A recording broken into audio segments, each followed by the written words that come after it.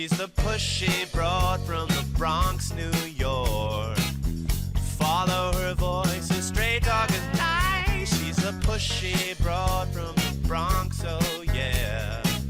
Don't be surprised if you wanna listen twice. Make decisions, find the right choice. Know yourself better, find your own voice. It's okay if you need help today, cause everybody needs a little push. From the pushy broad from the Bronx, New York.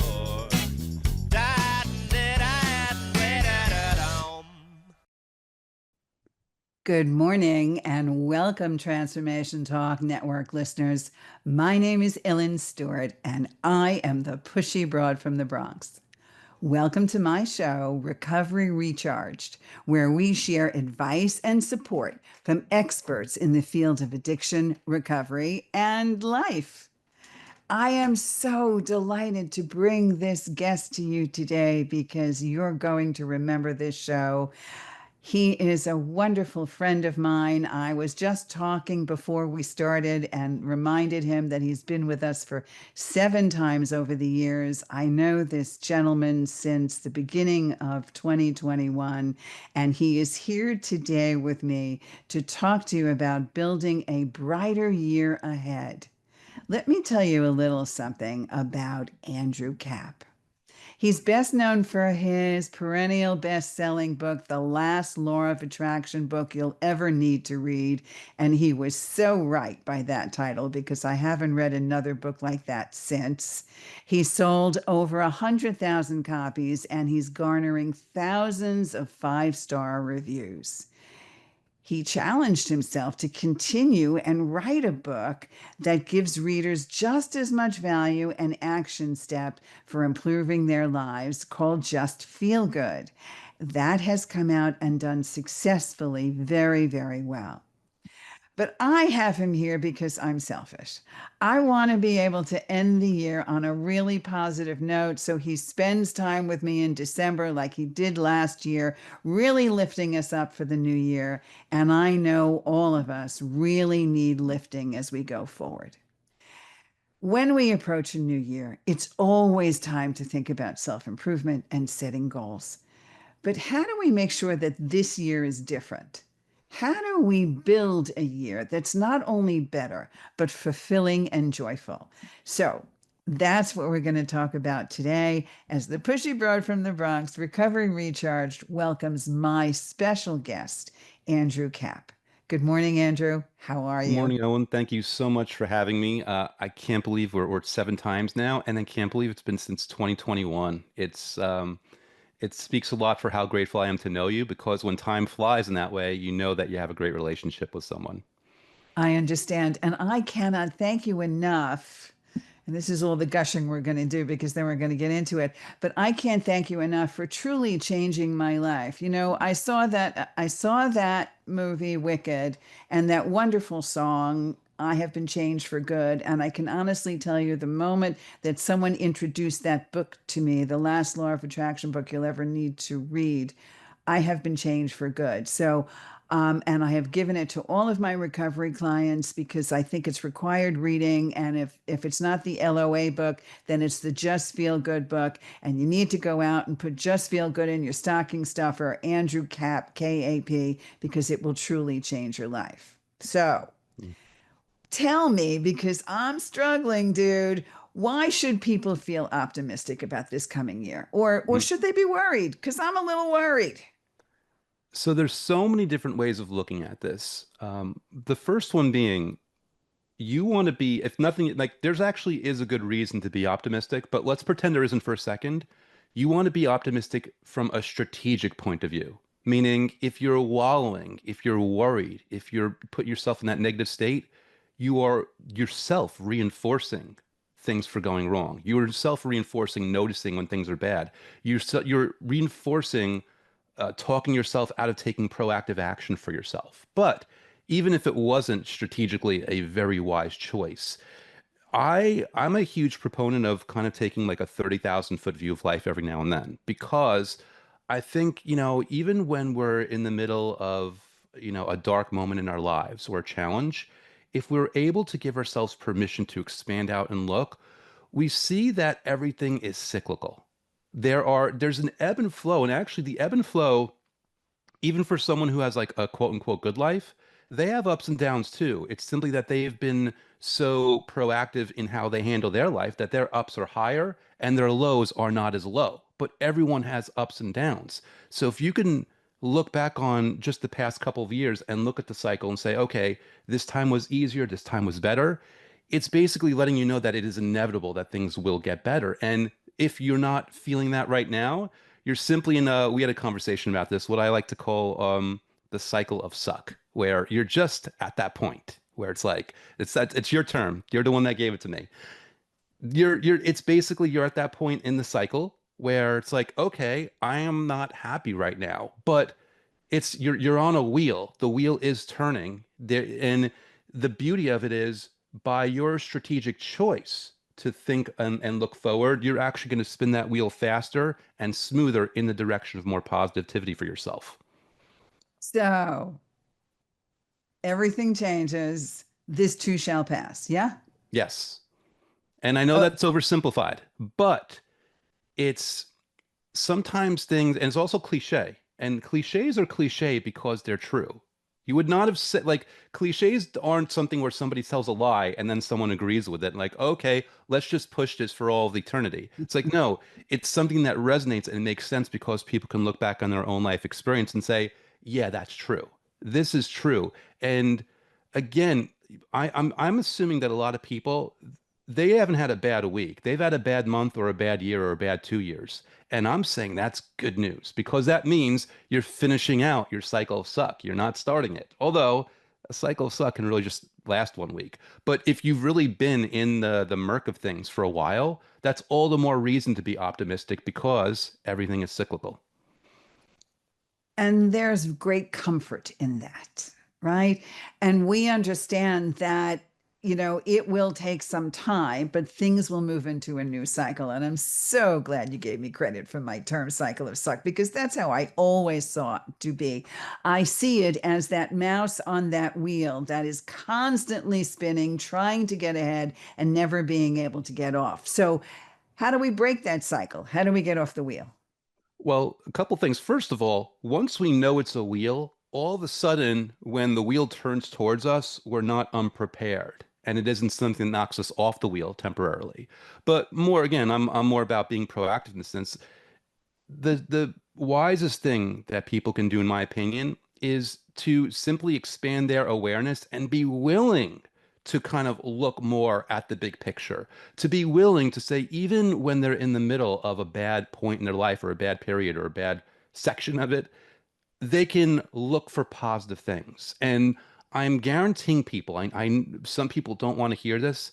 There's always something positive. If you're waking up in the morning and you can breathe, that's positive. It sounds silly, but if someone suddenly took your ability to breathe away, you would suddenly understand how important that is. Stubbing your toe out of the blue, you suddenly realize how fortunate you were to have the convenience of being able to walk with comfort to work or to your job or to the grocery store, whatever it might be. There are so many good things. And when you focus on that, you're literally creating um, a zone of energy around you that's going, it sounds ridiculous to some, it's going to pull in more reasons, more events of positivity, and it'll actually filter a lot of the negativity out automatically for you. There's so much science to what you're saying that is not just feelings. Just from your books and the things we've learned about positive energy, that positive thoughts attract positive thoughts. Negative thoughts attract negative thoughts. For me, I tell my clients, take yourself out of the play, put yourself in the audience and see it at a different perspective. Or metaphorically, if you're sitting at the same place at the dining room table, let's play musical chairs, change seats, different atmosphere, different perspective. And from there, we gather more information, right? So, what can someone do right now, an easy action to make themselves feel better and switch the negative to positive? So I've got actually two. One is to simply do something nice for themselves. Because a lot of times when we're in the muck of things and we're trying to figure it out, we don't take time out to do something nice. Whether or not that involves spending money on ourselves or not, that's a whole separate thing. But to just do something nice for yourself and remind yourself that even despite, I know despite my flaws, I love myself. Remind yourself that you love yourself, which is probably why you're so upset when things aren't going well to begin with. Another piece on top of that is, again, if you want to reinforce the whole understanding of cycle of suck, which makes you realize things are on the way, look back to 2012 to 2016. And if you could think of any point in those 4 years where things were good versus being bad, that is a clear reminder that there's this cycle where things get better. Oh, that's nice, Andrew. What about another time? Okay, how about 2018 to 2022? Most people probably automatically think, you know what, that's a little more difficult. I remember how bad that time was. But this to me is proof that you're actually not taking it seriously because if you go from 2018 to 2022, you can guarantee spots of improvement of awareness because we went from the pandemic in 2020 to by the time we were in 2022, you could go to restaurants again, you could interact with people again, you can go outside again. So here you had this instant reaction of like, oh, it was all bad. And here I'm reminding you, no, wait, remember the improvements, even in times where things felt very heavy. So remember that from a 30,000-foot view or just do something nice for yourself. Well, I did something nice for myself yesterday. I went for a massage and a manicure and pedicure, and that was just absolutely wonderful. But in recovery, sometimes it's really hard for us to say, I love myself. Hmm. Even in early recovery, because we sometimes lack a little self-confidence and we're not so sure that we love ourselves because sometimes there's a lot of shame and guilt there. So there's a lot of cobwebs to clear when it comes to that situation. But give us an idea of what we could do that's something nice for ourselves if we don't have a lot of money or we can't get out or just something else that we can say that invites more happiness. So just going out for a walk, getting a breath of fresh air, um, having a fun experiment like setting a timer and smiling, even if you don't want to, smile for 10 minutes. Just sit there, breathing, smiling. Call a friend that you haven't spoken to in a while and catch up. Sit down with a notepad in front of you and write down your favorite memories from high school or from college or from childhood or from recent. Do like any kind of little things that will elicit either ease in your life or positive emotions. So just fresh air, being around people, being around friends, these are all things that we intuitively know will make us feel better. And that's it's just about feeling good. Do something that makes you feel good. That's the answer. It's the simplest things. And you also talked about finding things in your past that provide you with positivity. I tell my clients with every negative thought, I need you to replace it with a positive thought. Every single negative thought is followed by a positive thought. And also remembering what we call personal references. If you have a positive personal reference in the past, even if it was something hard, but you overcame it, it's a Mm. positive reference telling you that you can do it. You've done it before, you can do it again. And that constitutes hope, always hope. And I tell my people in recovery all the time, as long as we're alive, there's hope. Why not choose hope?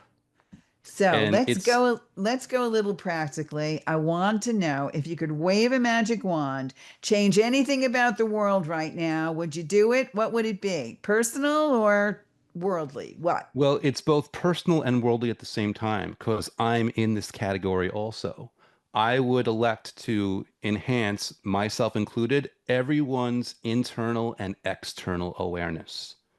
When you understand what's going on within yourself, triggers and how they're affecting you, but you also understand why and how people are acting around you and why things are happening in a certain way, all of a sudden it automatically builds in a sense of ease, a sense of cooperation, a sense of connection, and a sense of real zeal and enthusiasm for life. So just enhancing everyone's awareness, and everyone has the power to do it for themselves if they're willing to be patient with themselves. That would auto correct so much in this world in an instant. Okay, well, start sprinkling some magic dust. And you've actually started to sprinkle some magic dust because both of your books, I think, do exactly that. But narrow it down for me just a little bit. What's the key to gaining that awareness and perspective? So there's many ways of doing it. An easy way to do it, because there's so many, is take a negative event in your life and challenge yourself to look at it in just one different way. And I'll give you an example. I can go back, I probably, I've been here, lucky enough to be here 7 times. I probably told the story of somebody breaking up with me over text back in the day. When that happened in that moment, all I was filled with was resentment and anger and like, how could this person do this to me? But shortly after, when I was willing to look in the mirror, even though it wasn't 100% her fault, it wasn't 100% my fault, but I was able to look at the parts where, well, the reason she was upset and the reason she gave up was because I was not around enough. That's on me. I was so distracted by my trying to get my company going on the off the ground. That's on me. And because I had that new awareness when I started a new company, I was better at balancing who I was in there and with other people. Because I understood in a new relationship, I was able to give more of myself and actually be there for her.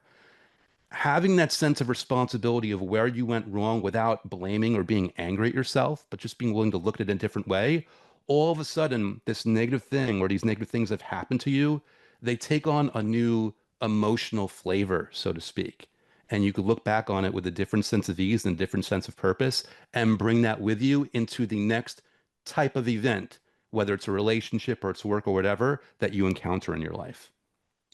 I also find that distance and time lends itself to see things more objectively if we're ready to do that. The Hmm. clients that I work with may not be able to take accountability or responsibility in the moment, but down the road, in hindsight, can take their feelings out of it Hmm. and look at it from a different perspective and say, this is what I've done. This is what I take responsibility for. And these are the mistakes that I'm learning from so that I don't repeat the same mistakes, right? Yes. We all make mistakes. The idea is to make new mistakes all the time. And and also real quick for people that aren't ready to look that closely at themselves in that way, that doesn't mean you can't look at a past event differently. You can still look at someone who's wronged you and say, well, maybe they were going through something bad. Let me be willing to look at that. I'm not worried about myself yet. Again, there's always more than one way of doing this. There's always multiple angles of attack, so to speak, of looking at something differently. People that wrong you sometimes, they've got their own demons, they've got their own worries and burdens, and it feels personal to you, but it might not be personal. It might have been their automatic reaction for their own flight or fight response. You're absolutely right. So, everybody that's listening out there, if you think life is hopeless, what could you possibly say to them, Andrew, to help them feel a little better otherwise? A little exercise, something that we can do immediately to feel a little better. Yeah, well, I mean, let's do that. Like, let's actually try something where we're strategically making ourselves feel emotionally good, even for a little while, even for a little bit, although people might feel a lot more. We were talking about this recently. One of my methods, I call it the 10 minutes ago method. And it's basically, it's with the understanding that sometimes people have difficulty visualizing something good happening for them. It's hard for them to close their eyes and put themselves because they're trying to force it or they're trying to come up with the perfect details. And for whatever reason, they have trouble with it. So I say, okay, let's be strategic about this. Rather than worrying about visualizing the moment of something good happening, put yourself 10 minutes in the future. The good thing happened. The job interview called back, the relationship was resolved, whatever it might be. It happened 10 minutes ago. How are you responding now? How are you feeling? Are you texting or calling somebody with the good news? Are you jumping for joy and cheering? Are you just sitting back in your chair in relief? Don't worry about the moment it happened. Go 10 minutes in the future and it's happened. And have you calmed down or you're still excited? Like, what would make sense for you? And just by forcing yourself to go through that process, again, it might be a subtle feeling of relief. It might be a really impactful feeling of relief, but whatever it might be, even if it feels very basic and very simple, believe it or not, that's how you know you're doing it right. The whole point of this is it's in the simple moments, it's in the quiet moments. It isn't always in the loud moments like, oh, wow, everything's great. I won the lottery. No, no, it's in the, oh, wow, everything's okay right now. I'm so glad that things are working out.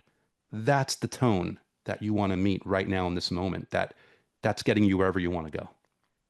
It's a wonderful sentiment. So it's called the 10 minutes 10 minutes ago method.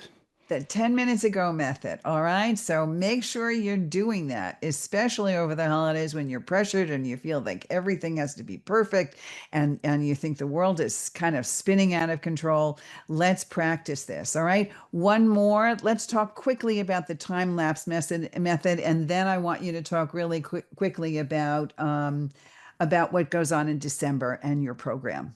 Sure thing. Time lapse method is one of my favorite methods. And all you're going to do is you're basically going to list out 15 things that you're grateful for. Five are from your past, five are from your present, and five are things that you're looking forward to having occur in your future. And you're going to make this list and then you're going to just jumble up the list. So maybe the first thing is a present, and then a past, another present, then a future. And with this new jumbled up list, you're just going to take one at a time and read each one and take a minute to be grateful for that thing. And what's really cool and really encouraging about this process is two-thirds of that list is quote unquote real, meaning it already actually happened or it's already actually happening. So the gratitude you feel for those 10 things easily carries over into the five things in the future. So not only are you feeling amazing just in this moment, but you're more easily and more strategically inviting those five things that you want to actually happen. And again, it's a wonderful few minutes that you can give yourself. It's a lot of fun. It's easy, and it gives you the opportunity to really stretch your mind of what are things that you're grateful for across your life from past and present to future. I also find that just simply saying the words, I am grateful, changes the mindset in so many ways. Yes. So, talk about gravity of the cosmos for us, will you? Well, Gravity of the Cosmos is it's a 90-day program where basically if the last law of attraction book you'll ever need to read is what I call like the perfect law of attraction workout, or at least I hope it was, Gravity of the Cosmos is a personal trainer walking you through that, where if you want to do methods for 90 days, but you're not sure of like, that you can do it, that program basically sends you an email every day to a video every day that guides you through the process that goes for 90 days. But I also, for people that don't want to put 90 days into it. In December only, I have another program called Escape Velocity, which is 30 days, which is just basically gratitude method after gratitude method every single day. It's the same thing. You get an email to a video that walks you through what I call a daily mission, where we're just finding ways of feeling grateful every single day with the understanding and the comfort that that will build momentum for us and get us faster and easier out of that cycle of suck that we might be dealing with. How do we access escape velocity? If you just go to andrewcap.com, there's a link to it, which has a 10-minute video talking a little bit more about it, where people can decide if it's right for them. Fantastic. What else do you want to leave us with here? Give us your last message for the new year, some ways to be optimistic, some personal gratitudes of your own. Yeah, well, actually, there was a quote that I found yesterday that I wanted to. It occurred to me. Let me mention this now. And I don't know who had said the quote. I wish I could attribute credit, but I don't know who it is. But obviously, a lot of this is about healing. This is about improving your life. The quote is, "Healing doesn't mean the damage never existed. It means the damage no longer controls your life." And when you have that kind of perspective, that's where you get to be proactive and strategic. Okay, how do I get to a place where I can acknowledge that? I will intentionally take just 5 or 10 minutes a day to feel good about something or anything. It could be the smallest thing, it could be the most profound thing. It doesn't matter as long as I feel even a slight bit good, whether it's about my health, it's about money I've enjoyed in the past, present, or future. It's about relationships, friends who've been there for me. Ellen's show that is always striving and reaching to give them value and to give them reasons to feel good, or anything else, the device that they have in their possession that they can experience this on, or anything else in their life. And I'm telling you, I know it's easy to say this versus experience it till you get there, but if you're intentional this way every single day, you will get there. Andrew Cap, ladies and gentlemen, the last law of attraction book you'll ever need to read. Just feel good. And also, so many ways to do this. Please, please, please give them a try. Thank you so much, everybody. Have a wonderful holiday season and happy 2025. Andrew Cap, I am grateful for you. Thanks for listening. This is Ellen Stewart, the pushy broad from the Bronx, saying thanks for listening. And remember, everybody needs a little push. From the pushy broad from the Bronx, New York.